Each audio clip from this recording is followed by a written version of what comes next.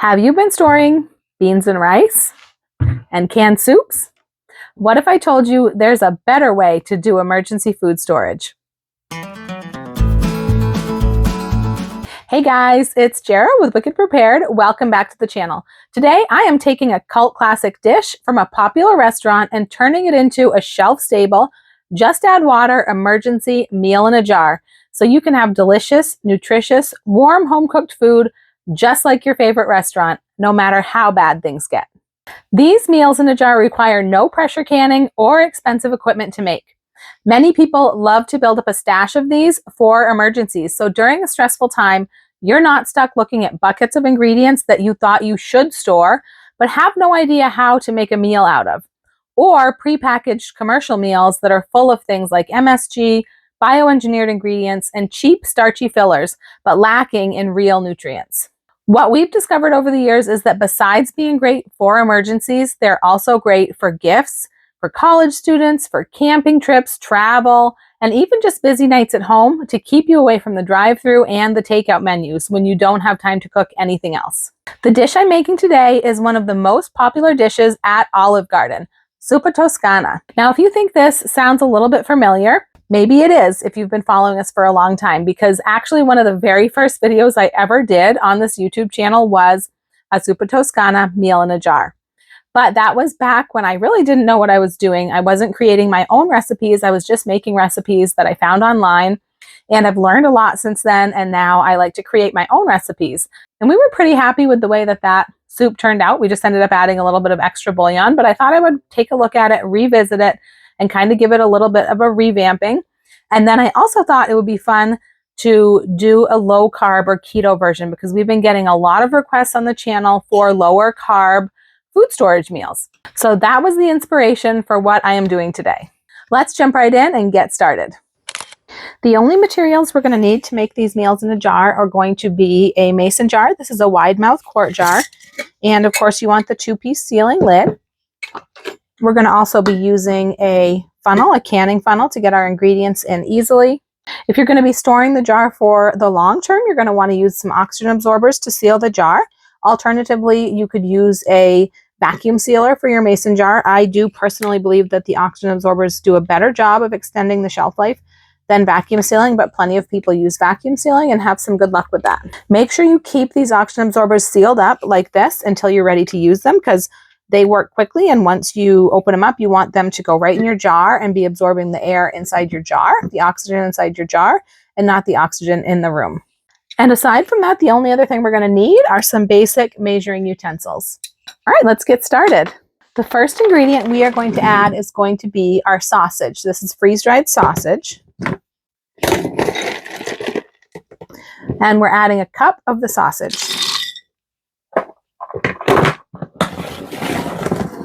Next, we're going to be adding diced potato. This is freeze-dried potato. Make sure that you use freeze-dried instead of dehydrated for this recipe, because they just come out to very different amounts of finished product, and they have different cooking times and instructions, different water amounts. So to get the same result, you want to make sure to use the same product that's used in the recipe, and these are freeze-dried.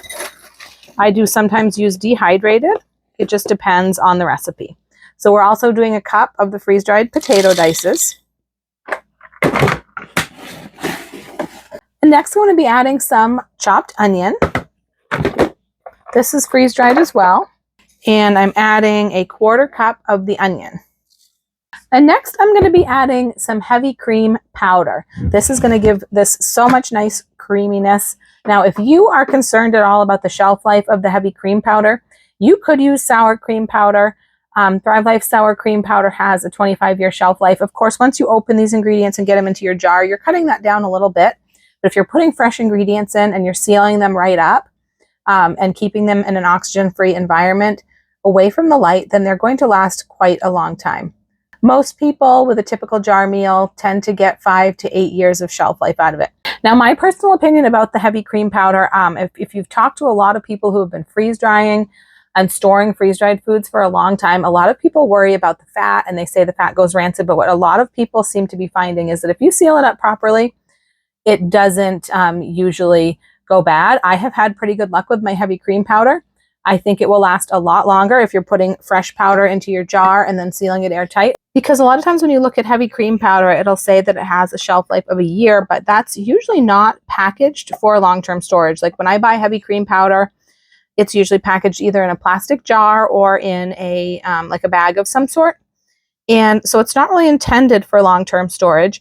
And if you were to open it up, a fresh package, and get it packaged up into, packaged appropriately into an oxygen-free environment, I think it will last quite a bit longer. If you are concerned about the shelf life of the heavy cream powder and you think you might not use them up within a year or two, you could use sour cream powder like I mentioned. It's not going to be as creamy or as good, but it's still going to be tasty.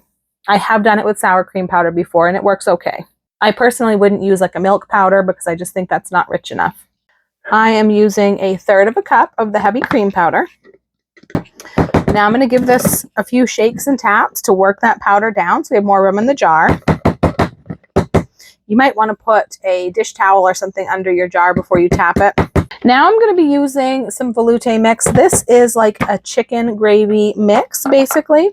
I do have a recipe where you can make your own if you don't have this one, but I was not able to perfect mine to be quite as tasty as this one, so I really prefer to use this as long as I have it, which I always do. And this one is gluten-free and has no GMOs or anything like that, so it's really a good product to use. I've got 1/4 cup of the velouté. And next I'm going to be adding some chicken bouillon. I'm adding 1.5 tablespoons of the chicken bouillon, so there's the first tablespoon. Now that might seem like a lot of bouillon. I had someone questioning that in my chicken noodle soup meal in a jar recipe recently. It seems like a lot, but it's really not that much. Every bouillon I've ever seen has a ratio of 1 teaspoon of powder for 1 cup of broth. So each tablespoon has 3 teaspoons in it, so it's really only 3 cups of broth. So doing 1.5 tablespoons, I'm really only putting in enough for like 4.5 cups of broth, and we're going to have a lot more soup than that. So it's not as much bouillon as it seems like. So there's my next 1/2 tablespoon. So we've got 1.5 tablespoons. Now, of course, you can change this up. There's a lot of ingredients in this recipe. If you need or prefer to have less salt and less sodium, you could use a low sodium bouillon, or you could use less of the bouillon. There's a few other ingredients that I'll point out that you could cut down a little bit if you wanted to cut down on the salt, or if you like your food less salty. This is the perfect amount for our family, but every family is different and every person is different. Next, I'm going to be adding some Italian sausage seasoning. This is another ingredient that does have salt, so if you need to avoid salt, you can cut down on this. Now, the sausage that I put in is a basic sausage. It's very basic. It has seasoning, but it's very kind of neither here nor there. It's not very strongly breakfast sausage. It's not very strongly Italian sausage flavored, and I really like that because that means I can use that sausage in many different dishes. I can use it in breakfast dishes. I can use it in supper dishes, but I like to sometimes have a little bit stronger specific sausage flavor. So this is supposed to be an Italian sausage, so I like to add some Italian sausage seasoning. Now, I do want to say I will have links for everything that I use and everything that I show down in the description box below the video. I think we'll also put it into a pinned comment because a lot of people sometimes have a hard time finding it.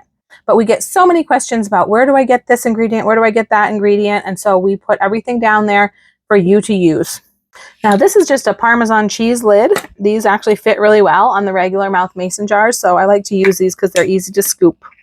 So this is a sweet, mild Italian sausage seasoning. This company, I love this company. I will, like I said, I'll have a link down in the description box. They make so many different flavors of this sausage seasoning that you can add. This is mild Italian sausage. They also have a sweet Italian sausage and spicy or hot Italian sausage. So depending on if you like hot sausage, sweet sausage, whatever you like in your soup, you can use the appropriate seasoning. And I'm using 2 teaspoons today. I'm going to add 1/2 teaspoon of garlic powder. And next I'm going to be adding some mashed potato flakes. These are just the plain mashed potato flakes. They're not the kind with like the butter and salt and all of that stuff already added, the ones where you just add water. These are the ones where the instructions tell you to add milk, butter, and salt when you prepare them. So this is just potato. I'm using 3/4 cup of these. Now these are going to help thicken the soup a little bit, and this is where I need to make a confession to you guys. I have never actually had the authentic Zuppa Toscana soup from Olive Garden. We did not always have an Olive Garden anywhere near us. We have one now. We just recently got one half an hour away, but I've never been to it. Unlike a lot of people, Olive Garden is not one of my favorite restaurants. What? So I've eaten there very seldom, and I've never tried this soup, but I've tried the copycat recipes when I had kale to use up or something like that. But I do have a sister who worked at an Olive Garden for a while, so I picked her brains about this soup. And most of the copycat recipes don't have thickeners in it because it's not a very thick soup. It is a very brothy soup, like a very liquidy soup. But for our family, we really prefer our soups to be a little bit thicker. To me, it's more like a meal. If it's a thick soup, it really can serve as a meal. If it's a brothy soup, it's more like an appetizer to me. If I serve Mr. Wicked Prepared a bowl of a brothy soup, a very liquidy soup, he's going to leave pretty much all of that broth in the bowl when he's done. So we like our soups thick, so I am making this a little bit thicker. So that's the beauty of these kind of recipes, these meals in a jar, is you can make them exactly how your family likes them. So I've got the half of a cup in there. Now I'm adding the last quarter cup. You can see this is getting pretty full, but you can get these to settle. So our final ingredient is the kale. Now, I know some people, I think they hear the word kale and they run the other way because a lot of people don't like kale or don't think they like kale. There's my used oxygen absorber. That's going to go because those are one-time use. It's not good anymore. It's not needed. But honestly, this soup, I don't think you're going to dislike this kale. We're using freeze-dried kale. You can see it's already been chopped up into tiny pieces. By the time it's done cooking in the soup, it's going to have a great texture. I am not a huge fan of kale, but I couldn't get enough of this soup. So I encourage you to give it a try, even if you think you don't like kale. If you really don't want to do that, you could try spinach instead. I've seen people do that. The traditional soup contains kale, but you could try spinach. I think if you don't have the greens, one or the other, you're really kind of just having a bowl of sausage and potato soup, and it's not really Zuppa Toscana anymore. So I'm going to be doing 3/4 of a cup of the kale. So there's a half of a cup and our final 1/4 of a cup. But there's going to be so much nutrition in this soup because of this kale. And I tell you what, once you open up a can of this and put it in some of your meals and have it in your kitchen, you can start sprinkling it in everything. You can sprinkle it in spaghetti sauce. You can sprinkle it in soups, casseroles. You can throw it in smoothies. And then you get all the good nutrition of that kale. Super, super easy. And you won't even notice it's there. But you can see this is the can that I just took that kale out of. And just look at all the nutrition that's in this kale. And the ingredients is just one thing, curly kale. All right, so now our jar is complete. So I'm going to go ahead and put my lid on if I was going to be putting this away for long-term storage or even longer than just a few months. I have had these jars on my shelves for over a year without an oxygen absorber, and they've always been fine. But I would say if you're going to be putting it away for longer than just a few months, that you should probably add an oxygen absorber or vacuum seal it. But I'm going to be fixing this one up for you today so you can see how it comes out. So I'm not going to add an oxygen absorber. But there is our Zuppa Toscana meal in a jar. All right, now I'm going to show you how we fix up this Zuppa Toscana and how quick and easy this comes together into a nice, warm, hearty meal. And I thought it would be neat today to try out my brand new butane stove that I got. This is the more portable stove. You've probably seen me use my other butane stove, which I love, and it has a case, but it's a lot bigger than this. So this is the one that folds all up. And it's very small and portable. I just got it on sale on Prime Day, and I haven't even really tried it out yet. So I thought this would be a good time to do that.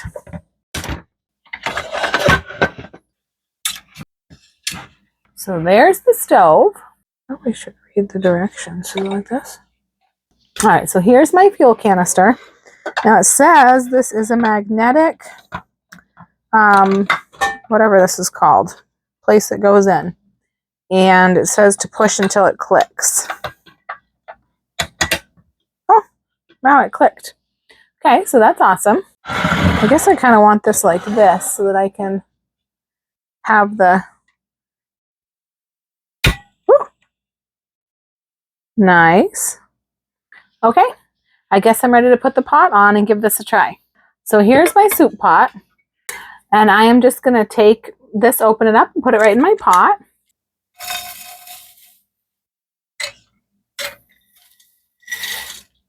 And now I'm going to be adding 6 cups of water. And this is going to be so simple because all I'm going to do is I'm going to add the water. You could even use this jar to measure the water if you wanted to. And if I don't use the jar to measure, I usually pour the water in here first just to get out any last little bits of powders that are stuck in the jar so we don't waste anything. 6 cups of water is going in here. I'm going to stir it, get everything moistened. I'm going to put on the heat, put a lid on it, bring it up to a simmer. I'm going to reduce the heat and simmer it for 5 minutes, and that's it. Then I'm going to just turn off the heat and let it set for about another 10 minutes, and then it's going to be all done. All right, here's my first 4 cups. And here's my last 2 cups. So 6 cups of water's in there. This makes a decent sized pot of soup. I'm just going to go ahead and stir this until everything is moistened and kind of mixed in. Don't worry about any clumps of the cream powder because that will melt in as it heats. This is already smelling good, and I haven't even turned on the heat. All right, that's pretty good. So I'm going to go ahead and turn on the heat. And I'm going to stick a lid on this just so it can come up to a simmer a little bit more quickly. My lid doesn't not quite fit. I can't find the lid that actually fits this pot, but we'll be okay. It's just been a couple of minutes and I can already hear this starting to get ready to boil. I really don't want to boil it. I just want to get it to where it's simmering. I'm going to give it just another minute. Maybe turn this down a hair. All right, so you can see it is now starting to simmer. So I'm going to go ahead and turn this down, number 1, because I just want it to simmer. I don't want it to boil hard. So I'm just going to get the lid back on. I gave it a stir.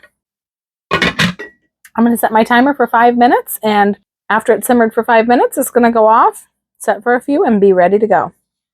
All right, it has been 5 minutes of simmering. I'm turning this burner off, and I'm just going to give this one quick stir.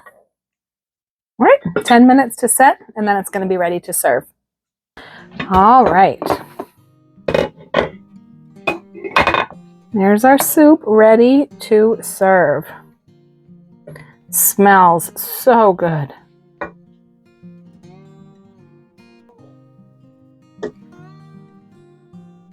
I'm going to let this cool a little bit more before I dig in because it's really hot. All right, I think it's cooled off enough, so let's give it a try.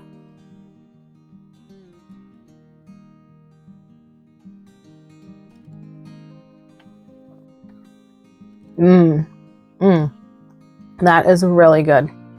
Still pretty hot, but it is delicious. Comforting, and I think this is thick and hearty enough that this could be a meal for me, maybe with a little bit of bread. This is definitely a good comforting meal.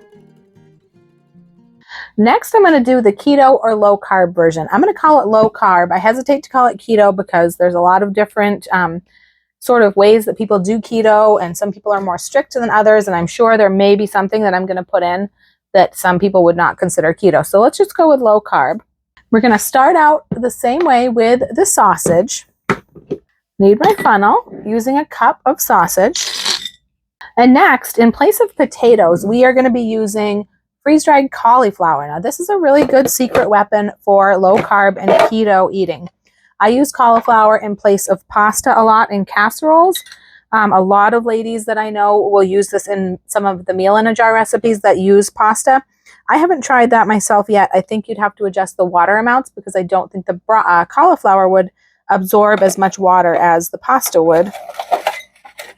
But I am going to be using a cup and a half of the cauliflower to stand in for the potatoes. So there's 1 cup. And a few of these really big florets, I'm just going to break up a little bit.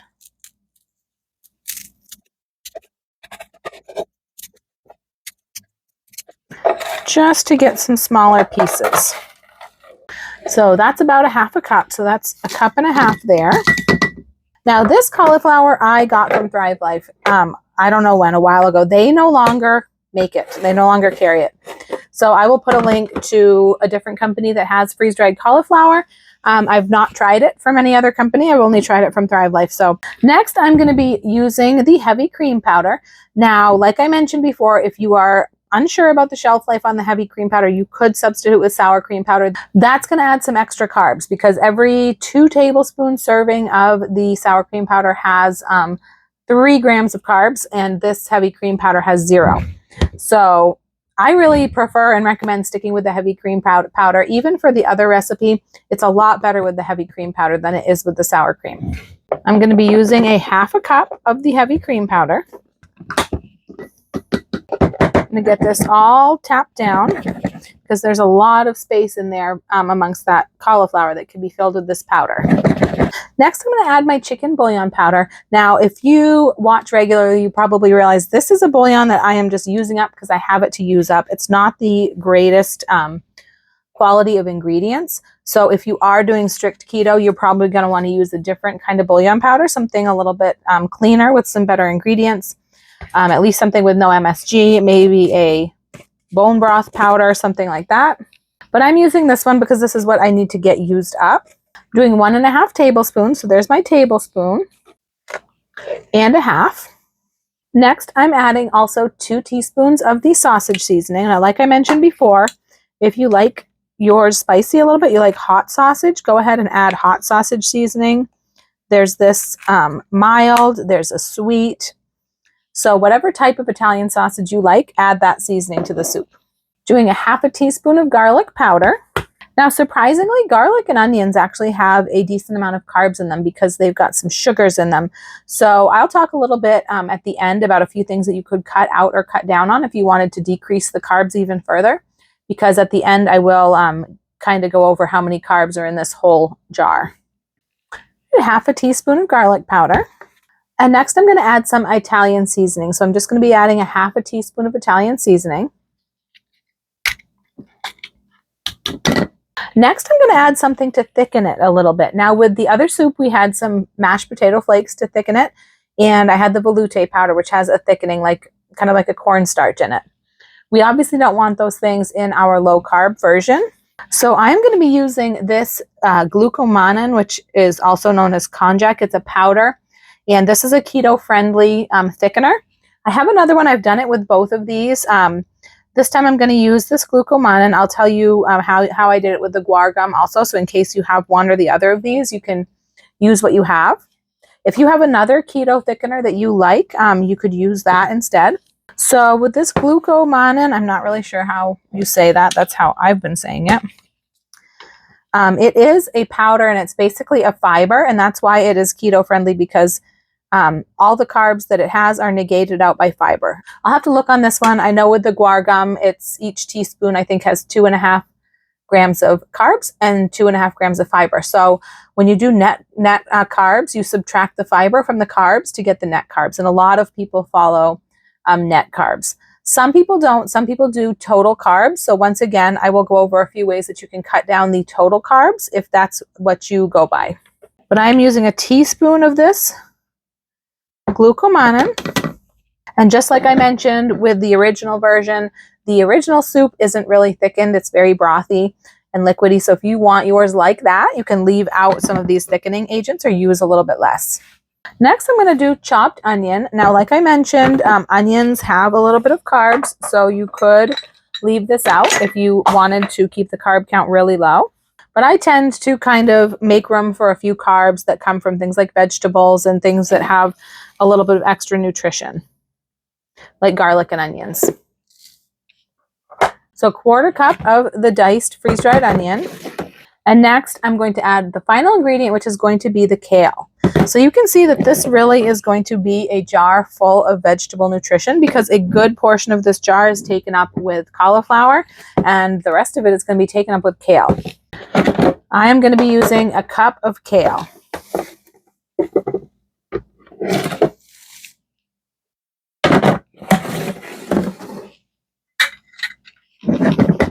Get this down into the jar. And there we go. If we were putting this away for long term, I would add the oxygen absorber on the top before I sealed it up or vacuum seal it. But I'm just going to add the lid because here shortly I'm going to show you how this cooks up. Here is our low carb or keto Zuppa Toscana meal in a jar. Now it's time to fix up the low carb version of our Zuppa Toscana. Go ahead and add my soup mix to my pot. And once again, we're adding 6 cups of water to the soup. I am going to start putting my water in the mason jar again, just to get out all those little bits of powders that are left in there. All right, and there is my final 2 cups for a total of 6. And this is just going to be the same as the last one, really. I'm just going to stir everything to moisten it, turn on the heat, bring it up to a simmer, cover it and simmer it for 5 minutes. And then I'm going to take it off the heat and let it set an additional 10 minutes or so. And that is all it takes.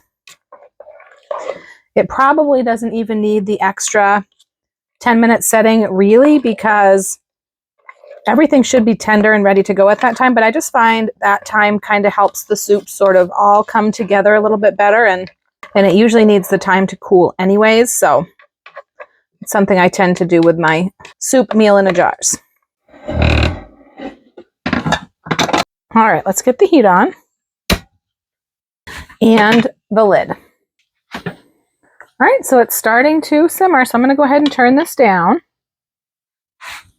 Give it a stir. The lid back on. And let this simmer for 5 minutes. Okay, so it has been 5 minutes of simmering. I'm going to go ahead and turn this off and give it 10 minutes or so before we try it. So let's go over the carb count really quickly. I added up all the carbs from any ingredient that had carbs, and then I wanted to figure net carbs. So I also added up the fiber to subtract from the overall carbs. So you can see we had a total of 36 grams of carbs in the whole, this is for the whole pot of soup, the whole recipe. And then I took away the 12 grams of fiber, which left us with 24 grams of net carbs for the whole pot of soup, or 6 grams per serving if you can consider this 4 servings, which it's definitely at least 4 servings.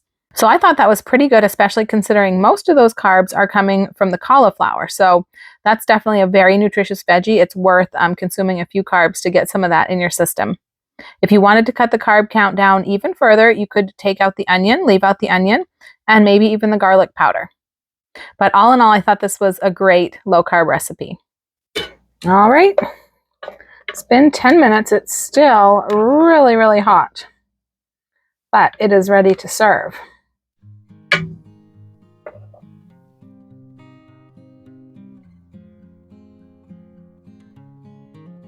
Honestly, I could not think of a better way to get 2 really, really nutritious vegetables, kale and cauliflower, into your diet. All right, let's give it a try.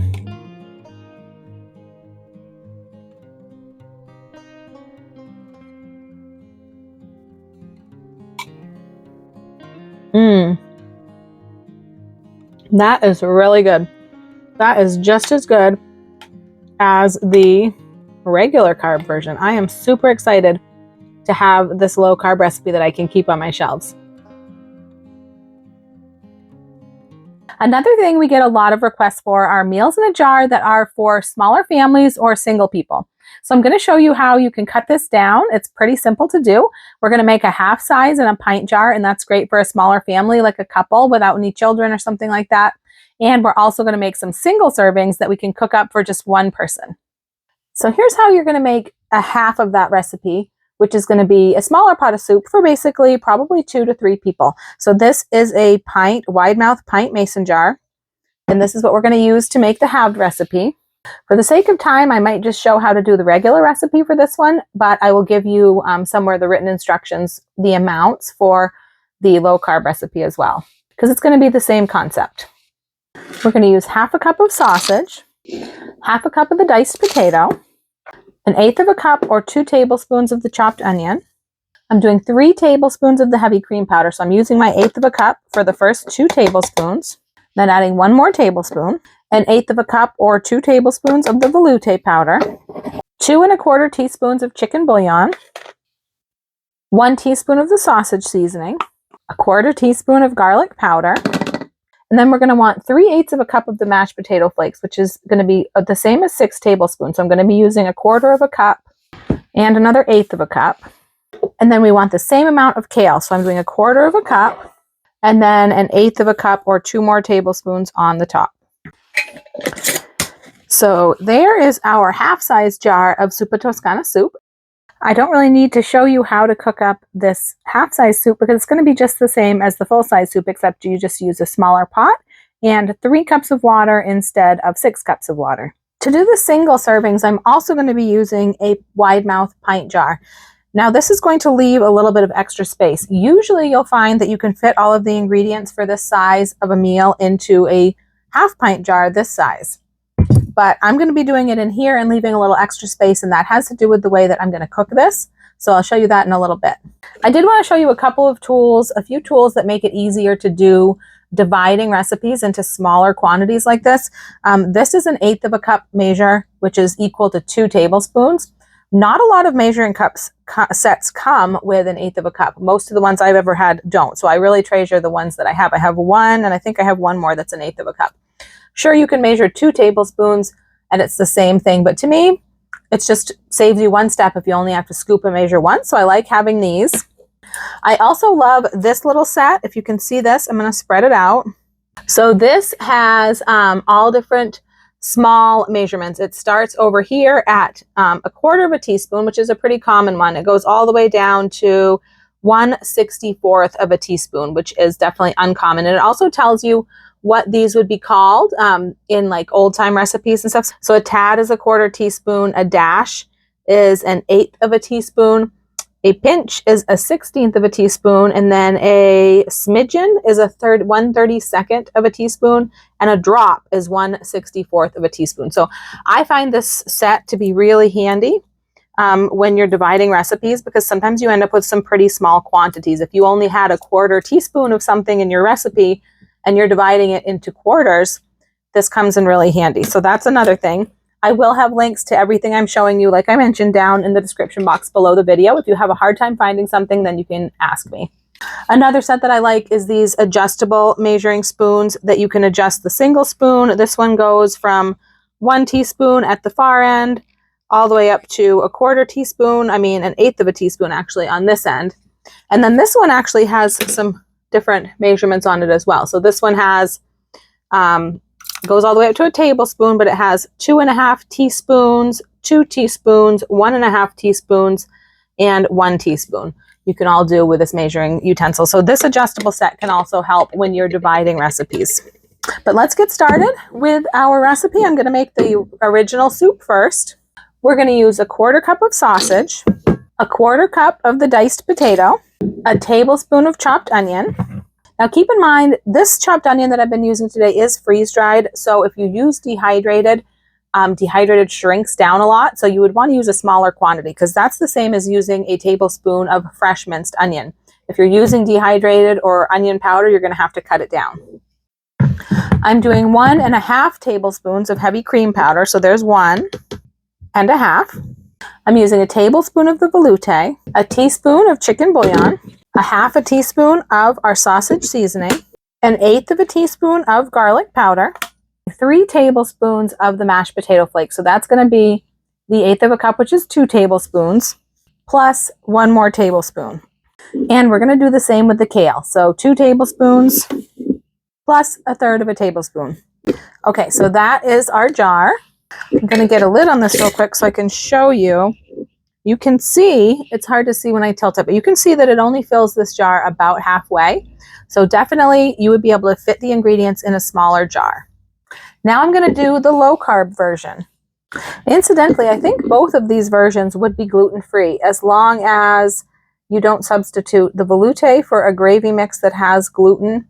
And as long as your chicken bouillon and sausage seasoning, I don't think those things would have gluten anyways, but don't take my word for it. Obviously, if you are a gluten-free person, you do your own research very carefully, I'm sure. We're not gluten-free here, so I'm not really educated in the subject, but I'm pretty sure that both of these soups would be gluten-free as the recipe is written. All right, for the low carb, we're starting again with 1/4 cup of sausage. We're doing 3/8 of a cup of cauliflower, so that's going to be 1/4 cup plus another 1/8 cup. Then we're going to do 1/8 cup of the heavy cream powder. Now remember, if you don't have 1/8 cup measure, that's just 2 tablespoons. A teaspoon of chicken bouillon, 1/4 teaspoon of the glucomannan, which was our keto thickener, 1/2 teaspoon of the sausage seasoning, 1/8 teaspoon of garlic powder, and 1/8 teaspoon of Italian seasoning. Now these containers, like I mentioned, they do measure 1/4 teaspoon with each click. So if you need less than 1/4 teaspoon, obviously you have to measure it out of the top. And I also really like these measuring spoon sets that I have because they have the two ends. The narrower end is supposed to be easier to get into certain containers, but I don't like to put the same spoon into two different ingredients without cleaning it off first. So having the two ends just lets me measure more things without having to clean this. Next, I'm going to add a tablespoon of the chopped onion. And I'm going to add 1/4 cup of kale. All right, so let's put a lid on this one. And once again, you can see that it's not entirely full. It's about half full. So this should also fit into this size of container if you're just going to store it in the jar and then cook it in a separate container. But I'll show you the way that I like to cook these. Now, obviously, if we were storing these for a longer term, like if I was putting these away thinking they'd be put away for a couple of years, I would probably want to have them in the smaller container so there was less airspace for that oxygen absorber to work with. But usually with the single servings like these, we use these more for convenience foods for somebody who needs to have a quick lunch or take a lunch to work or something like that. So let me show you how I cook these up and why I do this way. I like to cook these little single serving mason jar meals in my little cooker, my little Presto Nomad cooker. This is basically like a slow cooker that is made for a mason jar of this size. So you can see it actually comes with the jar in it. And then you can put your jar in it. You can carry your jar in it off to your job site or wherever you need your meal. And then it plugs in and it heats. And within usually an hour or so, I think is usually what it takes us to get a meal hot and ready to eat. It's really intended for leftovers. It's intended for warming leftovers. It's not really intended for cooking a meal. But with freeze-dried like meals like this, the beautiful thing about these is everything's cooked and everything. It's not like it's a bunch of dehydrated ingredients. They're going to need a really long cooking time. They come together really quickly. So they really do mostly just need to heat. So this has worked perfectly for a lot of meals like this. Now, I always get people asking me where I got this. I got mine at Walmart, but unfortunately, I think they've stopped making them. I'm no longer able to find them. So I do have two because once I realized how much I liked this and how many different uses it had, like, you know, giving to the kids as they grow up and go off to college and to dorms and things like that, I wanted more. So I bought a second one on eBay, and I'll try to put a link if I can down below for anybody that wants to see if they can find one, check it out. At least you know what you're looking for.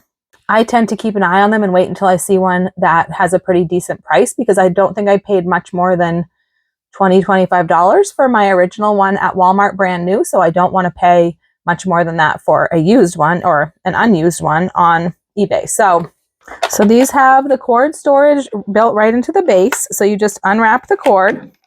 And what we're going to do is we're going to add the water right to the jar. And that's why I like to leave the extra space, because this way I can have the contents of the jar. There's enough room for me to add the water right into the jar. And then I could just cook the whole thing in my little mason jar cooker. If you can't get one of these and you don't have one of these, there's other ways you could do this. Obviously, you could just use a small pot on the stove. Some people, if they're comfortable with cooking in a mason jar in the microwave, which I know a lot of people do, I've done it before, you could put the water and probably microwave it. I haven't tried that with these. There's also other little types of cookers, like a crock pot lunch crock. You could use something like that and just dump it out of the jar and into the crock with the water. I just really like being able to keep it right in the jar, cook it right in the jar. If I have leftovers, you just put the lid back on and put it away. I really like that. So both of our jars are going to use 1.5 cups of water in the jar. That's going to get that pretty full. So I'm just going to stir these gently just to get everything moistened. Everything moistened and then pushed down into the liquid as much as I can get it. We can stir this a few times as it's cooking, so it's not a huge deal. So we are going to cook these with the lid, but not the ring. So you just set the lid right on top. Set the cooker down inside, and then put the lid back on top, and then I'm going to plug them in. Now you notice it has this compartment on the top, which is pretty cool. You can stick in some condiment packets, salt and pepper packets, maybe cracker packets if you're having a soup like this. If you have some sort of folding utensil that would fit in there, you can use that. Napkin, whatever you want in there. All right, so I'm going to go get these two plugged in, and I'll see you back here when they're done. All right, here are the two soups. Now that they're all finished, I think we've got regular here and low carb here. These have been heating for just over an hour. I think it was about an hour and 10 minutes. I meant to check on them in an hour, but I got busy. I didn't get to check on them, but they probably would have been done. That's one of the great things about doing something in like a slow cooker or a warmer is you have a lot of flexibility. If you can't get to it, it's going to be fine for a while. All right, so let's see.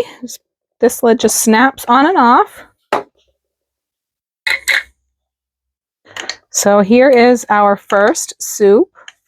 Let's see if we can get this up where you can see it. It's kind of hot, but not up here at the top.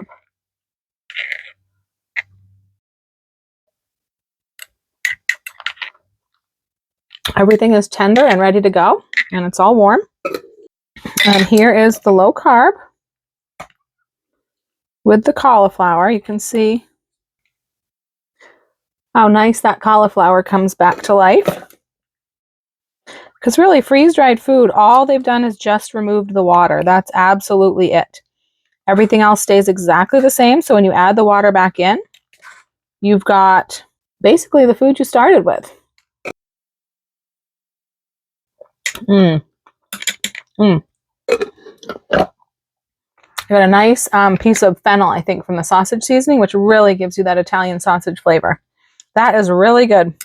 So you can see how simple it is to make a couple of single serving soups that you can take along to work with you, send along with your college student, anything like that. Like I mentioned, there are other ways that you could heat these if you can't get a cooker like this. I just really love this. I love that I can store the meal in the jar, add the water, and cook it right in the same jar. I just love it. I did want to mention one more time with these meals, all the changes that you can make based on your preferences and your dietary needs and all of that. For instance, you can cut down on the sodium a lot if you want. Of course, it's going to taste different, but some people like their food less salty. Some people like it more salty. You could always add less bouillon, less sausage seasoning to adjust those things. If you like it spicy, you can add a spicy sausage seasoning or some red pepper flakes. There's a lot of different things that you can do with these. So make them your own, make them perfect for you. A few things to keep in mind with these meals in a jar. You can customize these any way you like them. Everyone's tastes are different. Some people like things saltier, sweeter, spicier, thicker, thinner. You can make changes to fit your tastes or your dietary needs.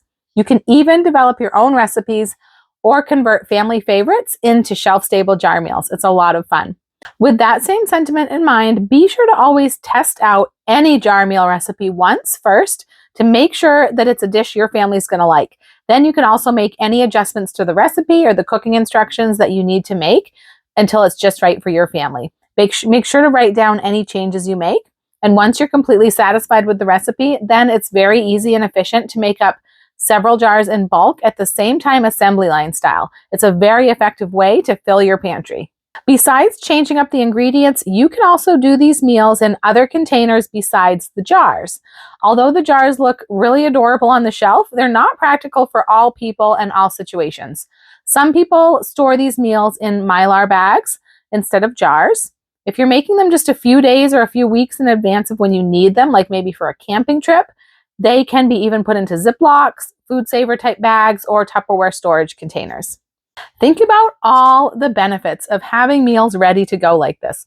In an emergency, when the power's out and you are working without lights and other luxuries, you're going to be very thankful for a warm homemade meal without having to rummage around looking for different ingredients or read a complicated recipe.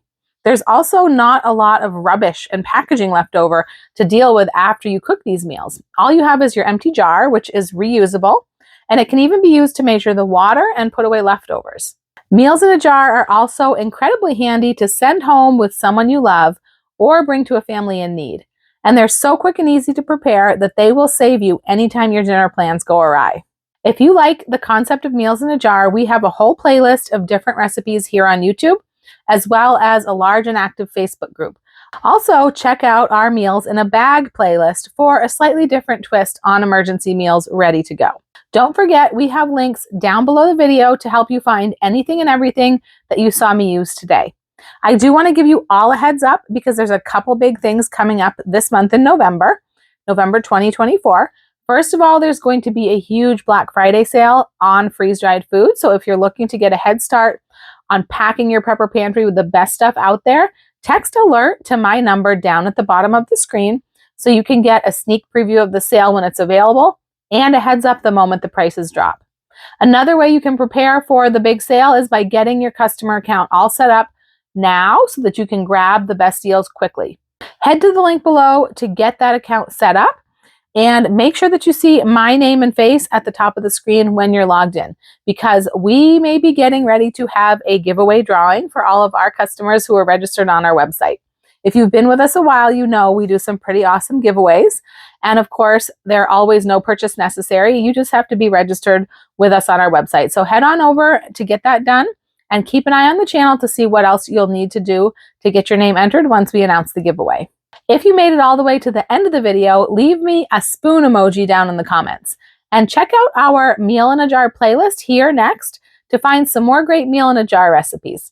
I'm Jara with Wicked Prepared. Survive today, thrive tomorrow. We'll see you next time.